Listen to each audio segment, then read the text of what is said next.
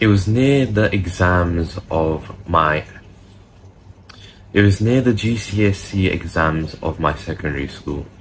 One day I came in on a rainy morning, and I remembered that on that specific day it was assembly, and I had missed a couple of lunchtime detentions for being late for probably 2 or 3 minutes every morning. And I remember going to assembly, and of course all of these assemblies are like a matrix assemblies. It's all like, oh, have you watched this new show called Gay? Or like, have you watched this new show called, literally, trying to think of what it was called, Heartthrob, I'm pretty sure. Also, it was something like that, and it was just advertised to us in assembly about this like new accomplishment that gay people had on Netflix. Why are you showing this to children? This is a school. Honestly, I don't know what type of headspace the people, the school board, the government's in when they're trying to like put in assemblies that actually trying to like...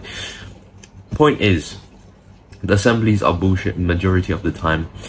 They are matrix propaganda. Oh, don't be misogynistic, and like literally the head teacher's saying misogynistic as like one of the louder words out of sexist, whatever. Don't be rude, don't be any type of offensive stuff.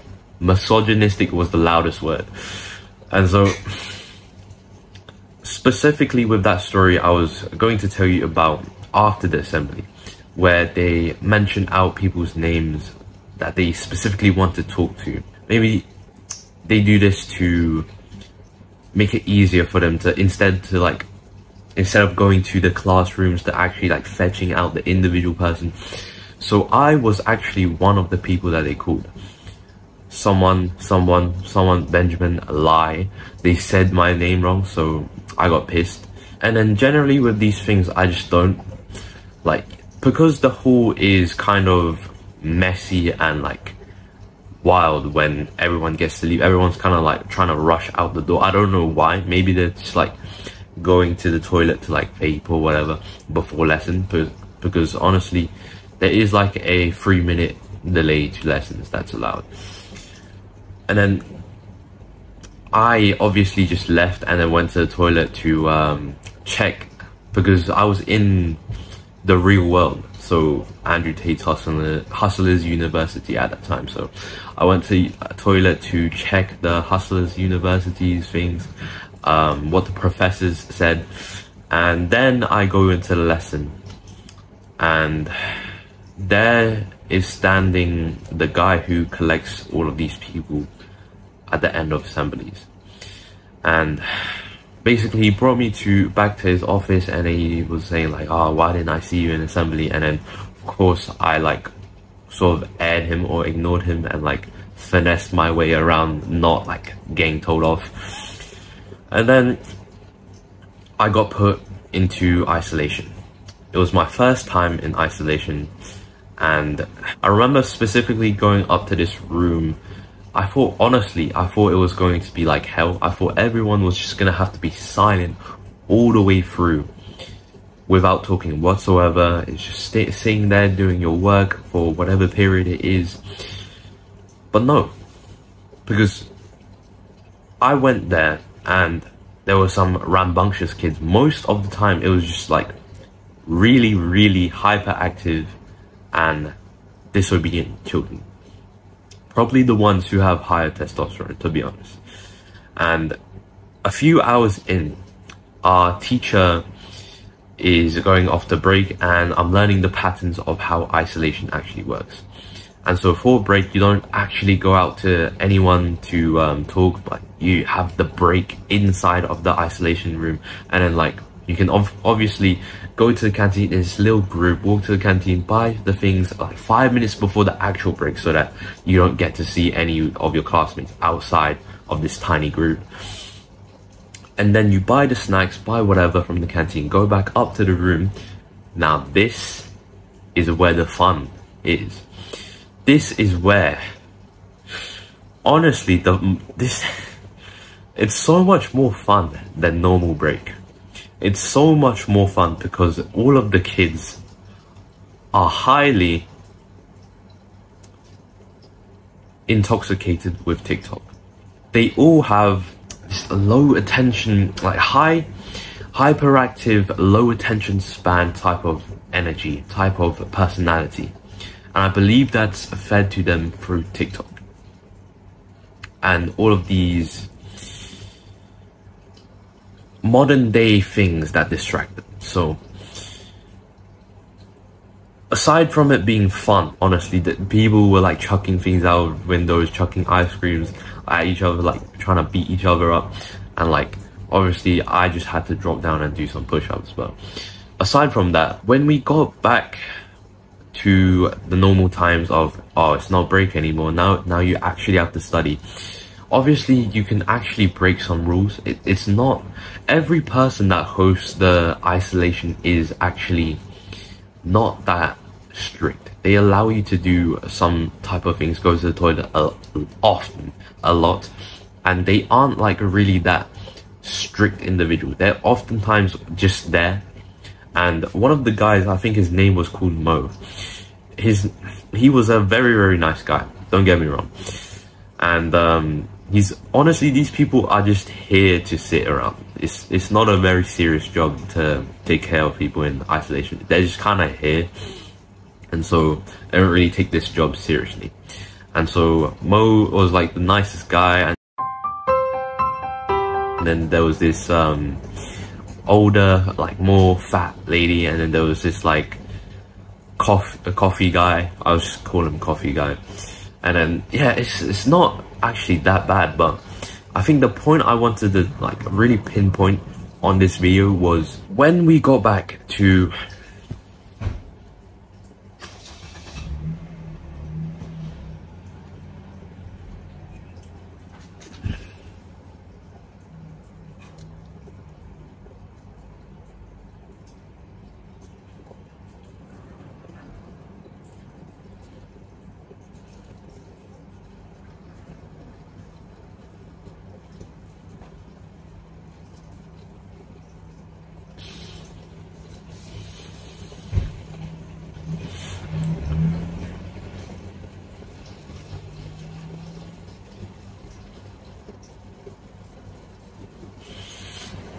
But anyways, as we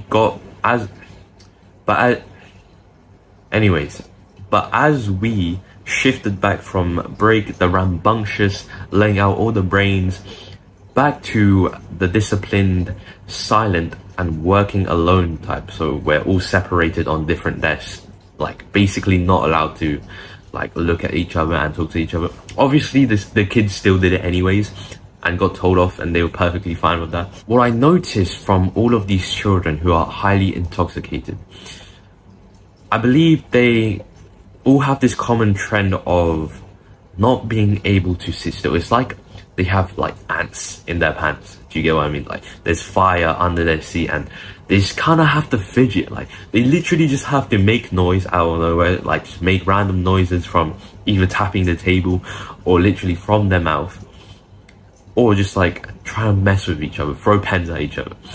All these types of things, like I realized that school is actually making you a sort of compliant slave. I mentioned TikTok before that probably like intoxicated these children's minds, but something more is probably the fact that they can't learn on their own, because in this room you have to learn on your own. It's basically just doing revision for the whole day. And so the main problem with these kids is that they couldn't do it alone. Aside from TikTok, one of the biggest problems is also school itself. They've trained these kids who know nothing better than TikTok and don't really have any disciplined or like doing the work yourself type of habit and like discipline in their mind.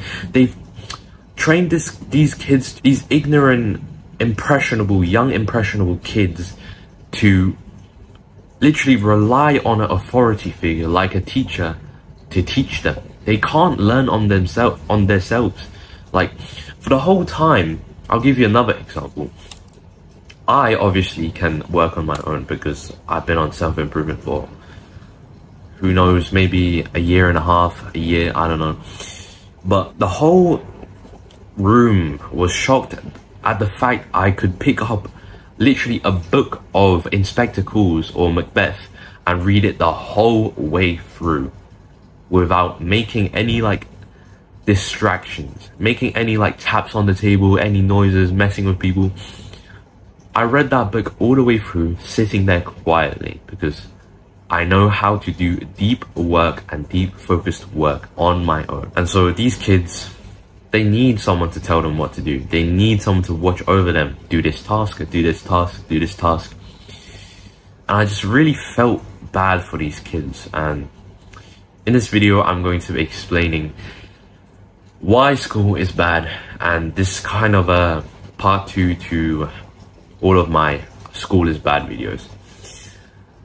Anyway, and with that, I actually wanted to tell you another thing before I start the video is, I actually learnt more than the whole like 3 months of preparing for the GCSE test exams. I learned more English than I learned in the English 2-hour English lessons over a period of 3 months from just 2 days of reading a book called Inspector Calls. I learned so much more than the average academic student that like kept on attending those lessons while I was in isolation. 2 days of focused work beats people over a period of 2 months of shallow work and work that they've been told to do from a authority teacher that's honestly not there in terms of mind and heart to teach the lesson. So that is the power of deep work in my humble like experience. Now I want to start this off with a shallow type of idea that I haven't really journaled about, but it was very, very insightful as I was in the car driving home the other day. It was again one of those moments where you take a shower and you, oh I just got $1 billion idea. It's one of those moments. And the idea was, if everyone goes to universities but they have to pay for it, and universities are the training of workers, I guess you could say, the training of workers to keep society alive, then why do governments charge people for going into university? If university is used to train people to become engineers, carpenters, to build houses, etc., why do they charge it? Now, I don't actually know about anything of them. Maybe I'm wrong with that thought, but that's just an interesting insight I got in a car ride home. So, next is actually false beliefs, narratives influenced onto you by school. The first narrative, false belief, is the idea of burnout or work-life balance. This is, I'll tell you another story. So, one day I walked into school, it's beginning of school, and then like on the days that there aren't assembly, you have this, you go to your form room and then there's this like presentation for the day. And one of these presentations is how to avoid burnout. Now, me being on 2 years of self-improvement and me figuring out my purpose and what it actually takes for people like Elon Musk, Mark Zuckerberg, Steve Jobs, all of these people that seem like workaholics, what it takes them to have that much discipline, what it was actually deep purpose. If you found your purpose, like I have, from my personal experience, it genuinely, you don't really need dedication, discipline anymore. Of course, it still helps.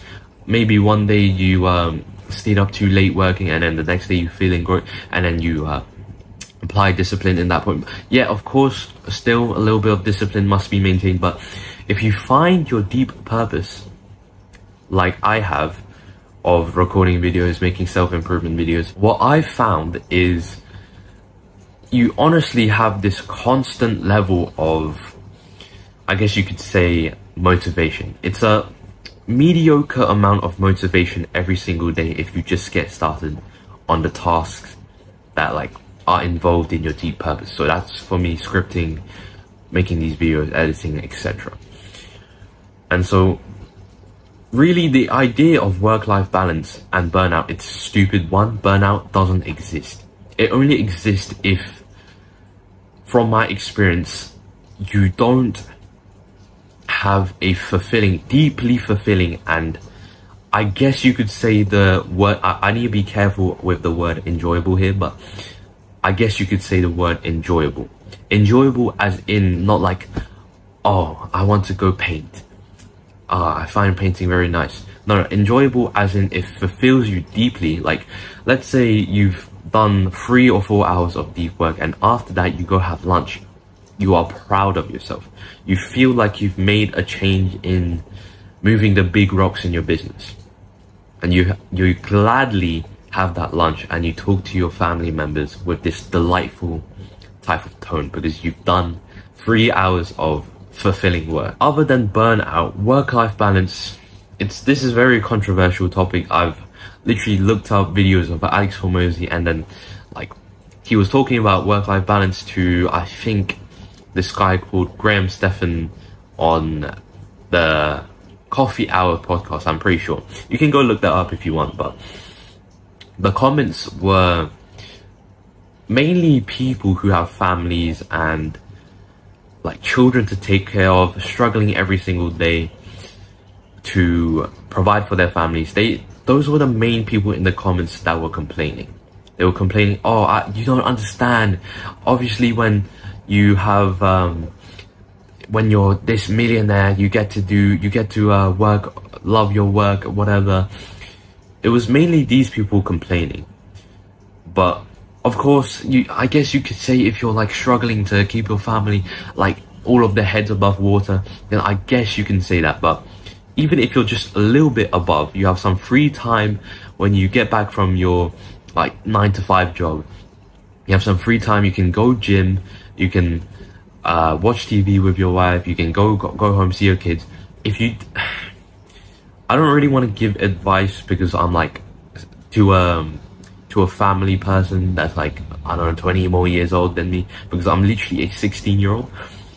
But genuinely, if you do have some spare time, what I genuinely think from a deep core of my like purpose, I think the best choice is to actually find your deep purpose and hope that, or make it a monetizable type of job, if you get what I mean. So luckily for me, my deep purpose like of working is self-improvement, and I've found it at a very, very young age of 16. But the whole idea of work-life balance in general, it doesn't really apply to the guy who's found his deep purpose.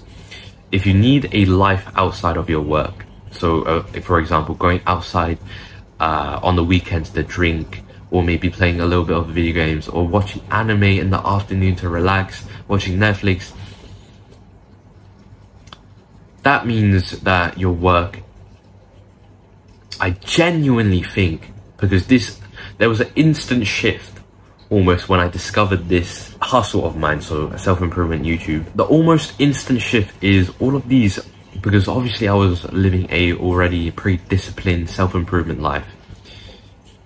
But at the end of every night, when my willpower is exhausted from the days of work, I find myself going to these rabbit holes of maybe scrolling through Twitter, maybe watching some anime, watching some Netflix, and worst case scenario, typing P in the browser. I believe that if you can find a work that is fulfilling, you won't need work-life balance anymore, because your work becomes your life because you enjoy it so much. I think that's the theory here. Number 2 is LGBT and the acceptance of love via poisonous assemblies. I don't really want to make this, because I have nothing against the LGBTQ, because it's honestly, obviously, I don't really want to make enemies with, let me think about what I'm gonna say. It's okay for the LGBTQ people to be LGBTQ. They can do whatever they like because they are sovereign individuals. But to out-broadcast LGBTQ for so many assemblies, majority, like 70% of assemblies, to talk about LGBTQ when it's not even Pride Month, to dedicate that much amount of time to LGBTQ instead of maybe like actually giving advice on how to improve your academics to students, I don't think that's the most effective use of time for assemblies. And I genuinely think, I guess you could say, there is some Andrew Tate matrix to be said. Number 3 is a conventional bullshit, pussy, motivational advice that school is giving you. So generally speaking, all of the advice is, you know, all of those like nice, not so raw type of edited, nicely edited with B-roll self-improvement YouTubers like Matt Diavella. All of these people who maybe help you a little bit, but don't really like deep down help you with like NoFap, the red pill's bad, or all of these niche and more raw topics that they don't really talk about. They just talk about coffee's not good for you, they delay it for 90 minutes, pussy advice basically. Just think of that level and then have school's advice underneath it. This school's advice for motivation is honestly, it's so basic. Like 70% of it is basic advice. You can literally just go to ChatGPT, give me some motivational advice, some productivity advice, and then that's literally what ChatGPT will give you. But the other 30% is probably the most soy advice I've ever heard. They say things like, oh, give yourself a break, do the Pomodoro timer, and all of these little like tricks that don't really fix a core problem of people don't want to do homework, people don't want to do revision. What they should be doing is literally focusing on the core problem and fixing that itch of, I don't want to do revision, I want to watch TikTok. Fixing that problem instead of put your phone outside of your room, give yourself a Pomodoro timer of 25 minutes. That doesn't work. Not for the modern individual. Number 4 is the identity given to you by early school and maybe even secondary school and constantly throughout your life. What I mean by this is, from perhaps a young age, the best example I can give you here is during the years of primary school. I'm not sure what it's called in like American terms, but essentially when you're perhaps 8 to maybe 14, maybe around those years of school, right? And you get sort of programmed, I guess you could say. I think that's the right word for it. You get programmed by these ignorant teachers, these teachers who, or even your friends, who, like, from seeing one action of you maybe messing up a text or having bad handwriting for maybe a sentence or two, they come to you, to your face, and literally tell you that, oh, you're bad at handwriting, aren't you? Oh, and then the whole class laughs at you, and then maybe you're the average classmate and your scores given to you by these test systems was always average, and you've always considered yourself an average or below average or slightly above average student, and then you stay that way. Surprisingly, if you don't like do some hard revision, you stay that way throughout your whole entire academic years of being an average student, because that belief was put into you by these ignorant people at a young age. And so you like reluctantly believe these beliefs. And where I got this information from of like beliefs and false beliefs is actually a book called Psycho-Cybernetics. If you have the chance, go check it out. It's actually a very, very insightful book. You learn a lot more about people and how the brain works in a more so research type of way. If this identity, this false identity that you've carried from childhood stays with you, it will impact you for life. So I think the correct way, at least in terms of the book Psycho-Cybernetics, correct these false beliefs is to actually like sort of visualize yourself. I know it's starting to sound like bullshit with visualizations, all of these laws of attractions, all of these things. Visualize, just hear me out. Visualize you with your new identity type, with your new belief about yourself. There's actually, you know what, there's two ways of correcting your false beliefs. So one is the one I'm telling you right now. So visualize literally your new successful self. And then just before I tell you what to do next, why visualize and why visualizing is completely normal. You naturally visualize anyways. Visualizing isn't this like woohoo, wishy-washy type of new term or new practice. You naturally visualize in your brain anyways. If you've ever like wanted to go talk to a girl, what 10 strategic moves do I have to do next? You naturally visualize out what you are going to do in those types of scenarios. So why not make it a successful one? Let's say you're predicting a bad move and you visualize yourself like falling down or whatever. That's literally visualizing. You imagining something in your brain is visualizing. So why not make it a successful one? So after you visualize, the only thing you need to do is achieve a small amount of success. The example I gave you before of revise and go get 78% higher marks on your test score. I should have given you just the example of I want to revise more. I want to become a person who revises a lot. That would actually make sense more, so I'll just go with that example from now on. So what I meant with the getting a little bit of success is actually just to go ahead and actually force yourself to do that, but don't forcefully like complete it to the level of your visualization. So if you have never ever revised ever, you visualize yourself revising, you go and revise 1 page, 5 minutes. That is success because you've never ever revised. That is success. And then that rewires your brain to making you a person who revises. Now the second way is to forcefully implant words in your brain. I learned this brilliant tactic from Hamza, I'm pretty sure, is to forcefully implant words in your brain.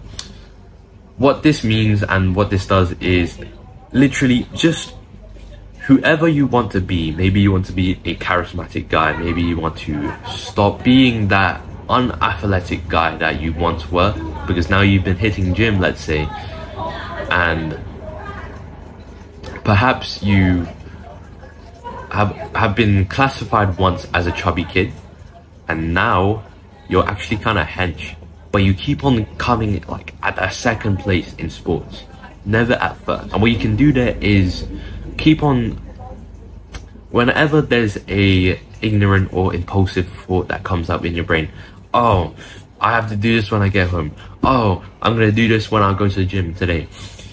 Instead of having all of those thoughts like flow freely, what you can do actually instead is to forcefully, literally what it says, forcefully implant words in your brain. So keep on saying these words of encouragement in your brain. Say I, that is a, like that is the main command word, at least for me here. I am confident. I am a confident guy. I am a confident.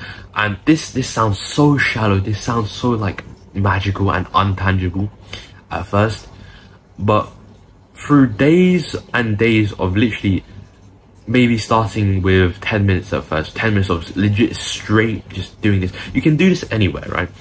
Maybe you're in school going to the toilet, or maybe in school and you're learning about some like bullshit propaganda thing in assembly, and then you just keep on forcing this stuff in your brain.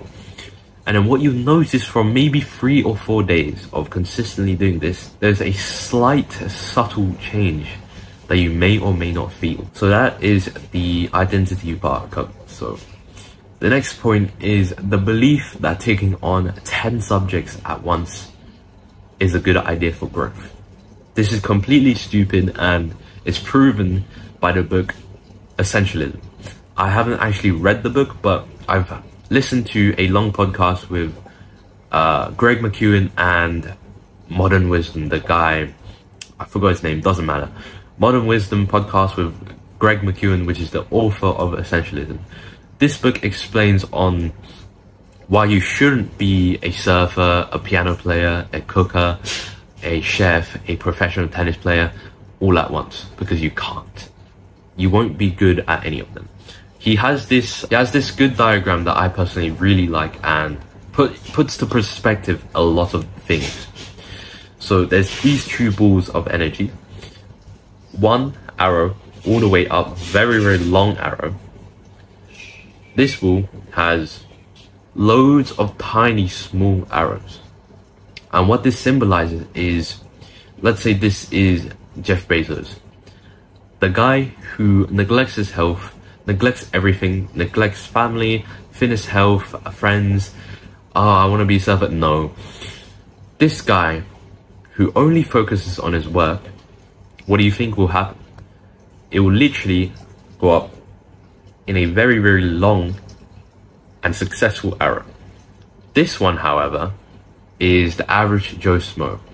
I got family, I got to take care of the kids, I gotta go play guitar with my friends, I gotta go drink, I gotta go take care of my work, I gotta go host a dinner at or whatever. This guy won't reach success in any of those things that I've just mentioned. They will all like be mediocre. The idea of 10 subjects of geography, math, science, English, and so on is kind of stupid. I know it's literally for you to pick a good subject that you carry on to college and so on, but this isn't really effective. And from probably years of, if they actually analyzed how much a student's learned compared to some guy who's just focused on, let's say, geography or English, I guarantee you they will find that the guy who is completely focused on English will reach more success in like happiness, because probably if they just chose to do English, like completely English, it's probably fulfilling them in some sort of way. More success generally in finance and like finances and net worth or whatever, because he's literally just focused, he specializes on one specific niche, and more success in his like favorite thing to do, which is English. I hope that makes sense for you. Number six is your fat teacher saying that not everything is a competition and everyone should have a participation trophy.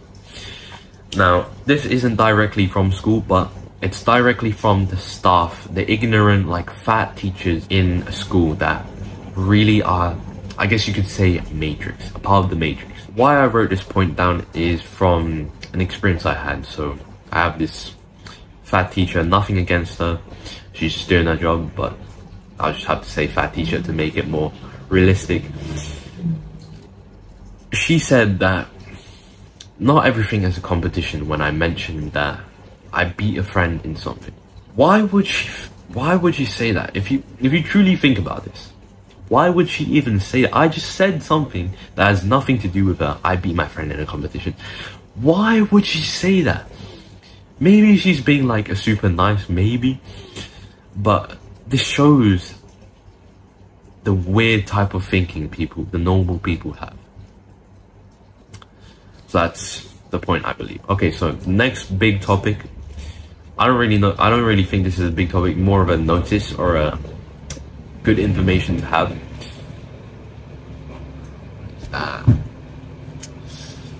Guys, definitely hear that car. You can only truly believe and say things like these if you put the actual work, if you actually do the hard, deep work outside of school.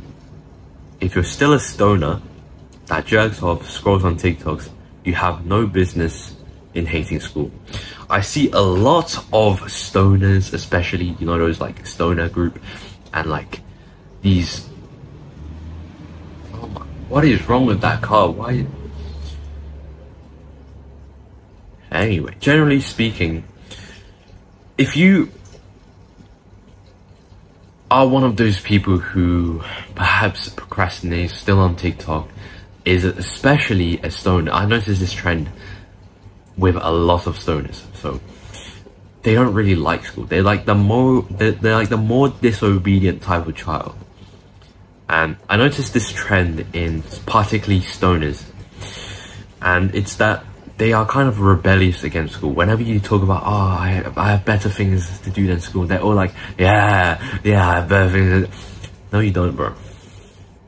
If you actually truly believe from your deepest core, and with actual stack of undeniable proof that you are who you say you are, a disciplined 3 AM David Goggins, like entrepreneur, Alex Hormozy, Alex Becker type of, like Brian Johnson's 4 AM protocol type of guy. If you're that type of guy, like I am, with a deep, like, truth from the heart, when you say that you are disciplined and you are going to be rich in the future, if you truly are that guy, then you have business talking about how school's bad for you, how the traditional way of schools are all matrix minded. You have business. The next big point, main topic, is how to actually solve this problem of matrix mind. The school's very bad, we don't like school, schools LGBTQ propaganda. How do you actually solve all of these things? And I've written here because it's a very long paragraph, and honestly, I don't know why I wrote this. I'll just read it to you. Take a responsible, mature leader type of position only if the dynamic of the conversation is equal or that you're higher. I think what I meant there is take a leader type of position, like talk in a type of leader way if you are perhaps in a room of people where you believe you can, like, maybe be a little bit more superior than them, or maybe you're on equal grounds. Because being a leader, and if you're like underneath them, it doesn't really work out in my experience. So take a responsible, mature type of leader position, talk about self-improvement boldly in front of the rambunctious children, talking about it in a way of spewing out loads of epiphanies and interesting information that they may want to learn more about. The key here is to link self-improvement to the things they want, so money, women, whatever, and that will make you seem more mature and knowledgeable, and making you more of a leader, and then they'll listen. And then a good example of this is probably the interaction between, who was he? Luke Belmar and the Tate brothers, Andrew Tate and Tristan Tate.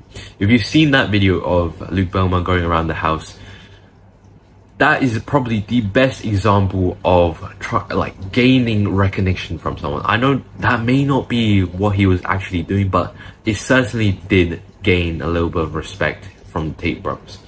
What he did there was go around the house and spewed out a bunch of information in a very short and concise way. Like, so much in the real world, out of the matrix type of information to the Tate brothers, of like health, biohacking. Oh, I wake up at 5 AM every single day. He spewed out so much of that information that it actually gained respect from the Tate brothers. So I think that's what you are. I think that's a good example to explanation. So I think that's a good example to explain this sub point. The second point to solve this problem locally is to, once again, I've wrote a giant paragraph for some reason. Be one that is responsible for 100. What I mean by this is to embrace your energy for sharing advice whenever the time is right in conversations. And even better, fully embrace your self-improvement channel if you have one, and tell the most authentic, raw and dirty stories so that you can influence more mindless, idiotic children to change. That pretty much explains itself. It doesn't even need me to explain it. Maybe I could explain it as in take a responsible type of mindset. I'm responsible for everything. I'm sure you've heard of this if you've been on self-improvement for a long time.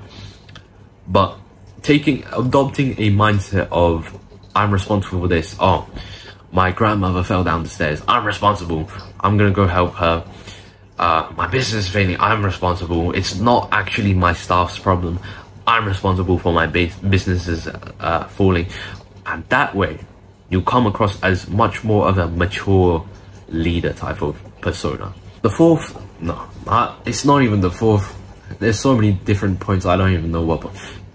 The final point is to solve this problem on a more advanced global way is to keep on hammering on the local solution I just mentioned before, those two solutions of take a responsible, mature leader type of position to convince the average individual to get on self-improvement. And the second is be responsible and adopt a responsible mindset. So keep on hammering on with the local solutions to scale and wait a minute. And to especially scale, if you have a self-improvement channel, to scale that and keep on hammering away. Because honestly, if you have a self-improvement channel, that is like such a good thing for the world. If obviously you're not like a red pill, women are trash type of channel. If you're genuinely a good person with a good channel, hamza type of channel, then you probably, if you keep on hammering on with that, then you'll influence more people. What I'm trying to say here is become more like these people, like Tate or Hamza. Make more Tates or Hamzas. That way, schools won't have any power, any like little amount of power around children to influence them with false narratives and all of these things, so that more people get on self-improvement and improve their lives. Pardon me. I think that's all I wanted to say in a bit, bro.